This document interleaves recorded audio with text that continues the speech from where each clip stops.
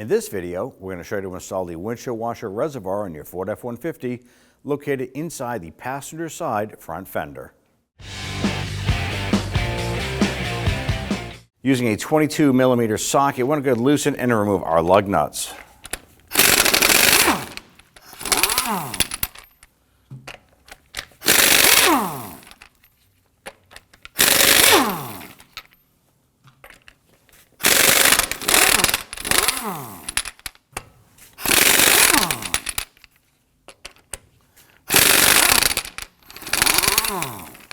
Now that we have all of our lug nuts removed, we can grab that wheel, remove it, and set it aside. Now once we have the front wheel off, I want to go ahead and remove our fender liner on the front portion here. It's going to be a series of 5.5mm screws holding it in place around the outer perimeter. Let's go ahead and get to it.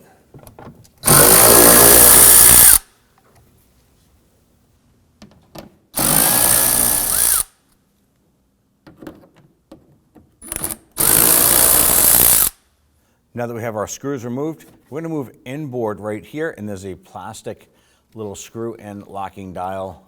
Going to turn that counterclockwise, and you're going to feel it come loose, and then go ahead and give it a little wiggle and pop out the base. There it is right there. Now we're going to move to the upper arch area here. It's going to be two plastic push pins. There's one here, and then one right over here. Let's go ahead and use our trim tool. I'm going to get in behind there and pop these out.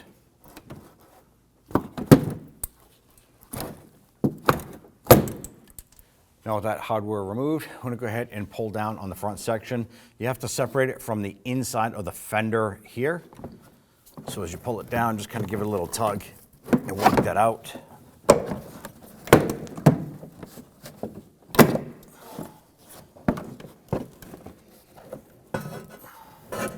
That's going to give us access to the inside or the lower portion of our reservoir. Now what we want to do is we're going to go ahead and secure our fender liner back. You don't have to do this. We did find it easier to do the job if we retain it. So I'm going to go ahead and use a securing strap, hook it into one of the retainer holes, and just run this over. And you can anchor it anywhere. I'm just going to hook it onto my caliper itself. Hold that back and out of the way so we don't have to keep pushing it with our arm to work on our reservoir. Now I want to go ahead and disconnect our connector right here. There's a little tab, a little pinch tab right there. You're going to pinch and pull, just wiggle that off.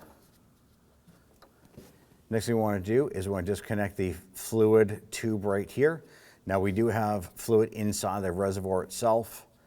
Now when we undo this here, fluid's going to come out and it's probably going to run out here. So you can go ahead and drain it if you want to.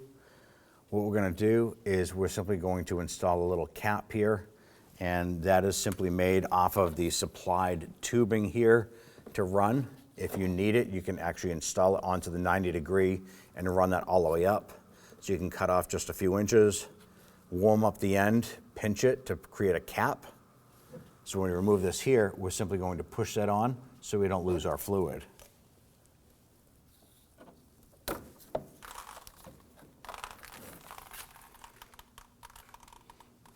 All right, now that we have a little cap on here, now I want to go ahead and we're going to transition over here. There's a bolt going through the inside of the fender that comes through. We want to reach up on the other side and loosen and remove that. Let's go ahead and get to it. Now we're going to use our 8mm on our socket to loosen and remove this bolt. Now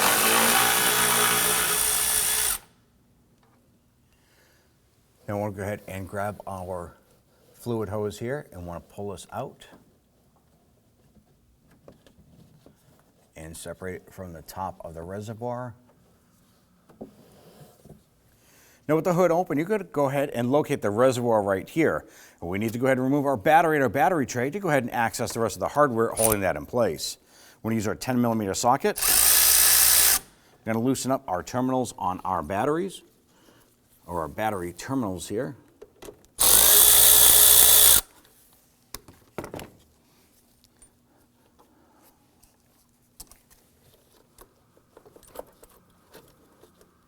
Now on the outboard portion here between the reservoir and the battery, it's going to be an 8mm stud, and this here goes down to a wedge that holds or locks our battery into place.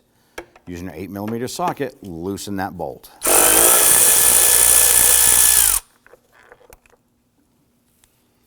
Go ahead and remove the bolt. Go ahead and pull the wedge out. Now the insulator itself normally would have been on the inside of that. Someone was in here and did not put that back properly. But either way, if you have one, go ahead and remove the insulator. Set that aside. Now we can go ahead and remove our battery from the vehicle. Now before we pop out our battery tray here, we need to go ahead and separate the wire harness that is attached to it. There's going to be a couple of retainers around the perimeter. We're going to use our trim tool here to go ahead and pop these out. And then right over here, pop out this harness right here. Tuck everything off.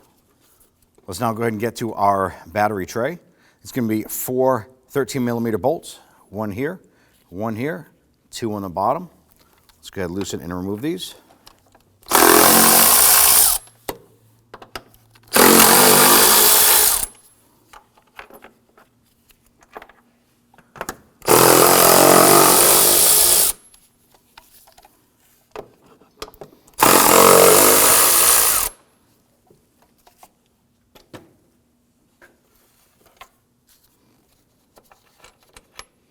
Right here is a 7mm screw. Go ahead and loosen and remove that. And right here is a plastic button, retainer button. We're going to use our trim tool. Get in there and pop that off. Now on the inboard portion of our battery tray, right in front of our AC lines here, there is going to be a retainer right down here that's holding the harness to the base of the battery tray. Right here are going to be 2 tabs you want to pinch in. We're using a pair of hose pliers. You can use a regular pair of pliers if you want, or even your fingers. But what we're going to do is we need to pinch these and then pull this off. Let's go ahead and work our battery tray up and out. Now right on the lower portion here, we have a plastic retainer button. Using our trim tool, go ahead and start to work that out. Ideally, you want to go ahead and remove this all together if you can. Use a pair of pliers.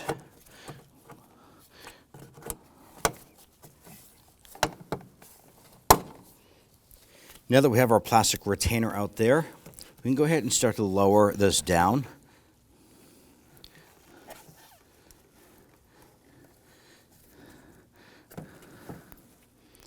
I'm going to go ahead and lower this down and remove it from underneath the wheel well area. Now that we have our reservoir loose, we can actually gain access to the connector on the pump motor itself. There's just a little tab here. You're going to push in on that and wiggle that off. Everything is disconnected. We can now lower this down and out of the vehicle.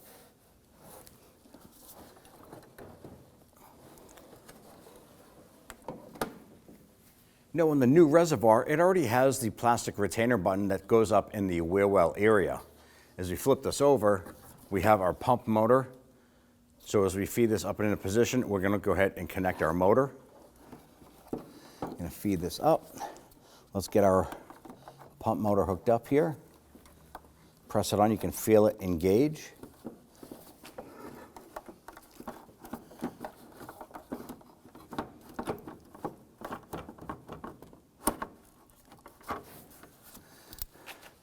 Now that we have this in position here, I'm going to go ahead and install our bolt through the inside of the fender, feed that through.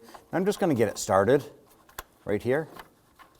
Going to leave it loose while we go ahead and get everything else installed. At this point here, we can go ahead and connect our pump reservoir level sensor right here. There it is. Now I want to go ahead and press in our retainer right here. Now we're all set to go ahead and install our battery tray. Grab our battery tray. I'm going to feed this in. But as we feed it in, don't forget we have to install the harness retainer down below here into that little square. And all it does is it plugs right into the side in that hole and press it in. It just clicks into place. Now that we have the battery tray set into place, let's go ahead and get our hardware in. I'm going to start with our little 7mm screw over on this side here. All right. That'll be the toughest one to locate. then the other 4 pretty much fall into place. You definitely want to get these all started by hand first. Don't set them in there and just blast them with a gun, because you can cross thread and break the retaining clips that hold us in place. Once you get them all started, let's go ahead and snug them down. We're going to start with our little 7mm over there. Just snug it down gently. Once it bottoms out, that's good. Switch over to our 13mm. Snug everything else down. Let's go ahead and install the wire harness that we had popped off of the tray earlier. Now on this side here, if you're able to pop yours out without breaking it, go ahead and insert that now. What I'm simply going to do is I'm going to use a wire tie, run it through. Sometimes these will break. Now here's a little tip. Here is your battery wedge and the stud itself. Right here is the hole that you're going to be inserting that into when you put this down and in. So you want to go ahead and make sure that lines up properly when you go to install your battery. The other thing is, you're probably wondering which side of the wedge goes into the battery tray. Well, the wedge itself has these 2 grooves that actually line up with the 2 grooves on the tray itself. So it's actually fit right around those. So that's how it's designed. This side here is flat, faces the battery. Let's now go ahead and raise our battery and put that in place. Don't forget to install the battery insulator here. Let's go ahead and install the retainer lock bolt and the wedge. Let's now go ahead and install our battery wedge here. Don't forget the side that has little grooves in it goes out, and the flat side here faces the battery.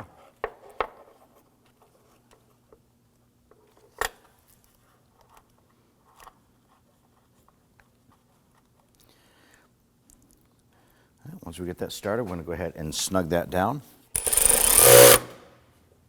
All right, once you have that bottomed out, we're good.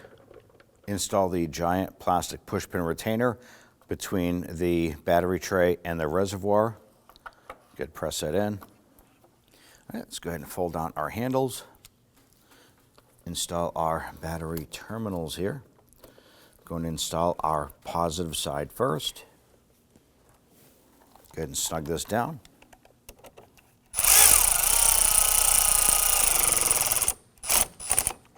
You want to make sure that that's snug. Give that lug a little twist there. Make sure it's nice and firm.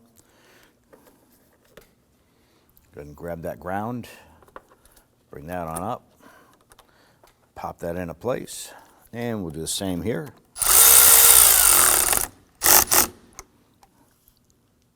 Nice and firm. Up underneath here, I want to go ahead and take our hose. We're going to feed that through on the back side here. Let's go ahead and lock this into our reservoir.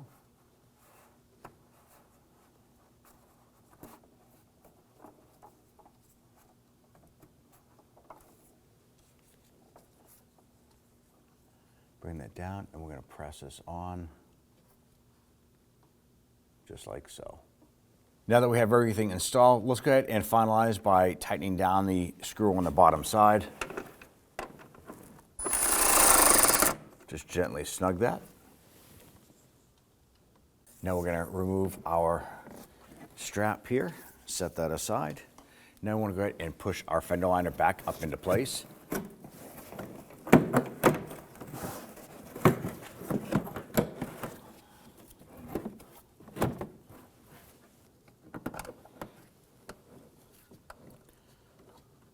I'm going to go ahead and get some of these screws started by hand first.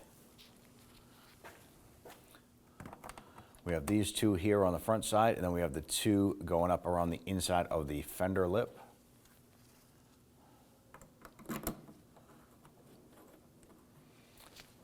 Now we're going to get these started, but we're not going to tighten them down yet.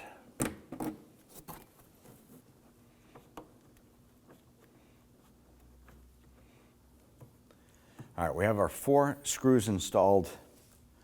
Let's go ahead and move down to the lower front section. We're going to install our little plastic dial lock here, little dial retainer.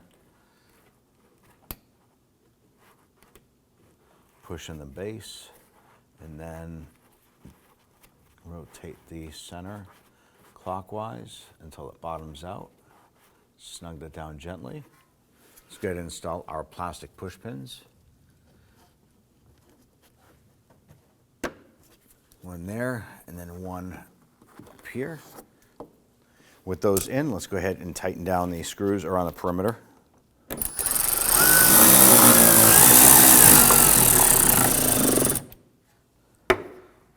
Open up the reservoir, grab a good clean funnel. Now if you still have fluid in the old tank, go ahead and grab that. And we'll transfer it over. If you are replacing the tank because it had a crack in it and all the fluid leaked out, well, at this point here, you're just going to grab a bottle of fresh new fluid and go ahead and fill this up.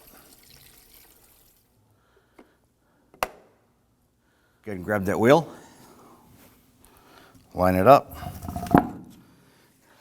We'll go ahead and get our lug nut started. Once we get all these started on here, we'll go ahead and snug them down.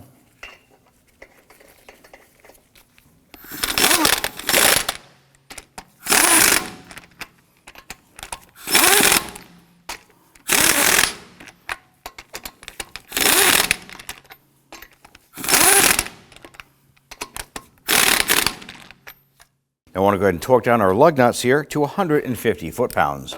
When doing this here, it's preferred to do it in a crisscross or star pattern.